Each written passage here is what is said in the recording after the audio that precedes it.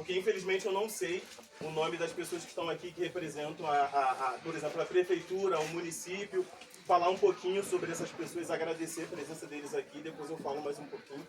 E abro a palavra também para todos os nossos familiares que estão aqui. Estamos aqui com os nossos patriarcas e com as nossas matriarcas, tanto da família Souza quanto da família Porfíria. Tá? Para quem não me conhece aqui, eu me chamo Marcelo, eu sou tataraneto de Porfírio Martins Pinheiro, tá? Porfírio Martins Pinheiro, e sou bisneto de Luciano José de Souza. Portanto, eu represento as duas famílias que fundaram esse quilombo aqui do Brejal e aprendi muito sobre as nossas histórias com a minha falecida avó, Augusta de Souza, que nasceu aqui nesse quilombo em 1917, aqui nesse lugar, filha de Luciano José de Souza, do primeiro matrimônio dele. A minha bisavó era Puri, né? Ela dizia que era Bugre, né? Mas é Puri. Algo que se confirmou conversando com meu tio Jesus, por exemplo, que ele chegou a conhecer a família da minha avó. Ele nos diz, né, que a minha avó, Augusta, vem de uma família purizada, e algo que se concretizou com o exame que eu fiz no Rio de Janeiro, um teste de genética, né, que através do nosso sangue tem como você saber de quais partes do mundo você veio. Eu sou 72% afro-indígena, tá? E quando a gente estuda as histórias aqui dos municípios de Ponte Nova, de Rio Casca, de São Pedro dos Ferros, de Raul Soares, a gente vê que majoritariamente os negros que vieram para cá, eles saíram de Angola, eles saíram de Nigéria. E quem fala por essas pessoas, né? Porque infelizmente isso não é um caso só aqui do nosso município, a gente vê muito mais a valorização, né? A valorização dos fundadores do município, da população branca, em detrimento à população preta, né? E não tem como existir a história dos municípios, não tem como falar da história do município de São Pedro dos Ferros sem mencionar a história da população preta, a história dos indígenas, né? Então tá aqui com a Fundação Palmares nesse dia de hoje. É muito importante ter a presença do nosso prefeito aqui também. É muito interessante porque a gente precisa entender de que forma, né, esse quilombo aqui ele pode caminhar em parceria com a prefeitura, porque existem leis municipais, existem leis estaduais e existem leis federais que contemplam o quilombo. Então, como quilombolas, nós temos deveres e obrigações.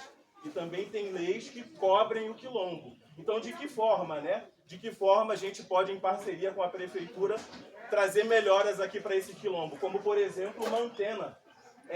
A gente aqui no Quilombo do Brejal, nós ficamos muito, na maioria do tempo, isolados, porque nós não temos acesso à internet, nós não temos acesso, o sinal do telefone é muito fraco, e se alguém passar mal aqui, como é que a gente se comunica? Então, seria muito interessante que nós tenhamos aqui no Quilombo do Brejal uma antena para contemplar todos os moradores que vivem aqui, para que eles possam se comunicar com a cidade, com os outros familiares.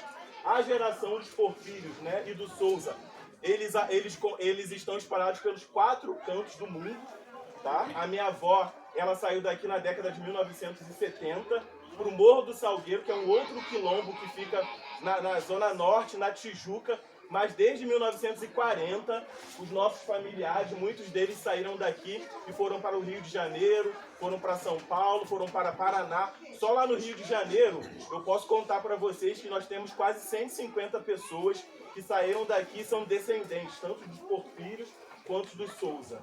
Então é muito importante esse momento aqui. É importante que todos vocês que estão aqui gravem essa data de hoje, porque o Quilombo do Brejal ele vai ser reconhecido no Brasil inteiro.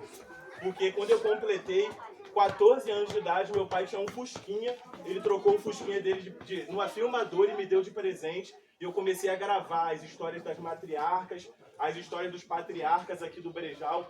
Eu era uma criança esquisita, porque enquanto as crianças estavam brincando com outras crianças, eu estava sentado com a minha avó Augusta, com meu tio Jesus, com a minha avó Vicença. Minha avó Vicença que esteve no lugar da minha bisavó por 2 vezes, porque ela foi casada com meu bisavô, Antônio Porfírio Martins. Né? E depois ela foi casada com meu outro bisavô Souza, Luciano José de Souza. Então, assim, ela ficou no lugar de minha bisavó por 2 vezes. Foi uma grande parteira, foi uma grande conhecedora de ervas medicinais aqui no Brejal. Mãe Celuta. Mãe Celuta, quem conhece aqui, são os mais antigos. Quem conheceu Mãe Celuta aqui?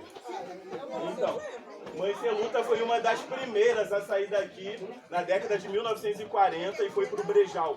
Foi uma grande parteira, foi uma grande conhecedora de ervas medicinais aqui no Brejal, rezadeira. No Morro do Salgueiro, ela também é conhecida como Mãe Celuta, porque também no Morro do Salgueiro ela foi uma grande parteira, uma grande benzedeira, uma grande conhecedora de ervas medicinais, e ela foi homenageada no Morro do Salgueiro. Lá no Salgueiro existe um herbário que leva o nome de Herbário Mãe Celuta. Então, assim, São Pedro dos Ferros, né? Não só São Pedro dos Ferros, mas todos esses outros municípios precisam saber quem são os negros, né? Quem são essas famílias antigas que estão aqui no território. Precisam saber e reconhecer da importância da história do indígena, dos bugres, né? Dos puris. Nós somos descendentes também de puri. Então, assim, estarmos aqui também representa a presença deles, tá, pessoal? Eu não vou me estender muito mais, poderia ficar aqui por horas falando da história da nossa família, por parte do Porfírio Martins Pinheiro. Eu poderia ir mais para trás, porque eu consigo chegar no meu pentavô, tá? Mas eu vou partir a partir do Porfírio Martins Pinheiro, que foi o fundador aqui do Quilombo do Brejal, que vem a ser o meu tataravô materno, com o meu bisavô, Luciano José de Souza, que é a minha grande inspiração, tá? Eu sou empresário no Rio de Janeiro, possuo uma padaria com o nome de Caliel Culinária Artesanal. Meu sócio está aqui, o Emerson. E na minha padaria, sabe o que eu sirvo? Eu sirvo o cubu. O cubu é uma receita que eu aprendi com a minha avó Augusta, que é um bolo feito à base de inhame, com leite de coco, melado, coco ralado. Eu faço fubá suado, eu sirvo frango com quiabo. Todas essas receitas, doce de casca de laranja, doce de mamão verde, que faz muito sucesso. E lá no Rio de Janeiro eu estou sempre falando das minhas origens, estou sempre falando das minhas raízes. E me sinto muito feliz, muito grato, e sou muito grato por ter tido a oportunidade de ter as minhas raízes aqui nesse quilombo, tá, gente? Então, agradeço mais uma vez a presença de todos vocês aqui. Eu não sei se as nossas matriarcas que estão aqui querem também falar um pouco, seria interessante ouvir um pouquinho de cada um, né? E enfim, eu estou muito emocionado, muito feliz com esse momento que é histórico, essa certificação. Ela também se trata de reparação histórica, porque existe uma lei federal, a Lei 10.639, que trata da obrigatoriedade de se contar nas escolas a história do povo preto. E lá no Rio de Janeiro, sabe o que a gente escuta dos professores? Que essas histórias não são contadas porque eles não sabem. Sabe o que eu aprendi na escola sobre o povo preto? Eu aprendi que eu era descendente de escravo. Quem aqui quer ser descendente de escravo? Quando eu vi os livros de histórias, eu via os meus antepassados acorrentados, amarrados, quando na verdade o preto ele é descendente de reis e de rainhas. A gente precisa conhecer a história de Dandara, a história de Zumbi, a história de Porfírio, a história de Luciano José de Souza, a história de Chico Rei, porque isso vai mexer com a nossa autoestima.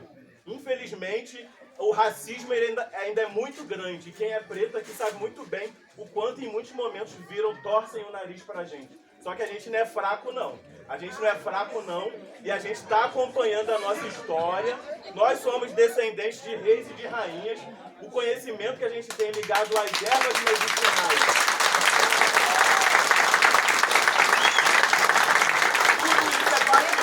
Material. Infelizmente no Brasil se valoriza muito mais o patrimônio material, aquilo que é tangível. Os casarões de Mariana, de Ouro Preto, de Tiradentes, aquilo ali, o IFAM, a maior parte da verba vai para aquilo ali. Quando na verdade, quando a gente fala de patrimônio imaterial, eu falo de congado, né, a forma como se cozinha, o conhecimento a maneira como se constrói um fogão de lenha, a maneira como se acende, tudo isso é patrimônio imaterial. E nisso nós somos muito, muito ricos, tanto no imaterial quanto no material. Porque o engenho que tem aqui em cima, que foi do meu tio Duim, né, que hoje em dia os filhos deles estão tocando, é um patrimônio material também. As casas que tem aqui são casas antigas, também é patrimônio imaterial. E a gente precisa tomar posse disso e tá na nossa ponta da língua, tá na nossa palavra, tá? Tá na nossa palavra, levar isso para as escolas. É importante que o Quilombo do Brejal tenha uma parceria com as escolas para contar a nossa história, a história de origem desse quilombo, que se mistura com a história de origem de São Pedro dos Ferros nas escolas, sabe? Então assim, essa certificação é só o começo. É só o começo dessa grande trajetória que o Brejal ele vai trilhar a partir de agora. E algo que não começou comigo, não começou com ele, não começou com o meu tio Gerson, que está com quantos anos? 96 anos. Uma salva de palmas para meu tio Ezequiel aqui, ó, que é filho do meu tio Antônio Barandão. O senhor está com quantos anos? 70 anos, uma salva de palmas. E a minha tia Madalena, que está aqui, ela saiu do Brejal com 6 anos de idade. E depois de 66 anos, ela está voltando aqui para o Brejal, tá? Para esse momento histórico. Ela é filha da minha avó Augusta, desse primeiro casamento do meu bisavô Luciano, que se casou por 3 vezes, tá? 3 vezes. E é o homem que me inspira. Se hoje em dia eu sou um empresário, se hoje em dia eu sou graduado em administração de empresas, se hoje em dia eu sou mestrando em patrimônio cultural, é porque eu me inspiro muito no Luciano José de Souza. Mesmo eu não tendo conhecido ele, eu ouvi tanto das histórias dele, da minha avó que contava, do meu pai que contava, do quanto ele foi guerreiro, né, do quanto ele foi empreendedor, acolhedor. Ele é a pessoa que me inspira muito. Então, é isso, gente. É isso. Muito obrigado pela presença de todos. E gravem o dia de hoje. Esse quilombo aqui, ele vai ser conhecido no Brasil inteiro. Gravem o dia de hoje. Gravem o dia de hoje.